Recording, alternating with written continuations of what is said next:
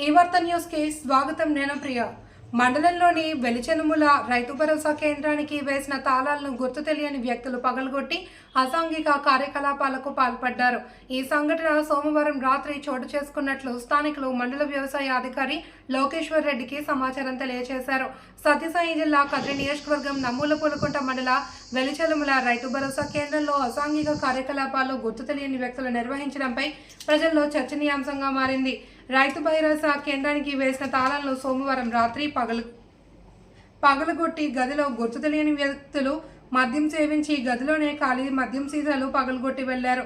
మరో గదిలో ప్రభుత్వం ఇటీవల సరఫరా చేసిన వేరుశనగ విత్తనకాయలు నిల్వ ఉంచారు. గుర్తు తెలియని వ్యక్తులు వేరుశనగ విత్తనకాయల బస్తాలను దొంగలించేందుకు వచ్చారా లేదా గదిలో ఉన్న ఇతర సామాగ్రిని దొంగలించి ఎత్తుకెళ్లారా ప్రయత్నం చేశారా అన్న విషయంపై పోలీసుల విచారణలో వెలుగు చూడాల్సింది. రైతు భరోసా కేంద్రంలో జరిగిన సంఘటనలపై ఏవో లోకేశ్వర్ రెడ్డి ఎంపీఓల ద్వారా స్థానిక పోలీస్ స్టేషన్లో ఫిర్యాదు చేసినట్లు తెలిసింది.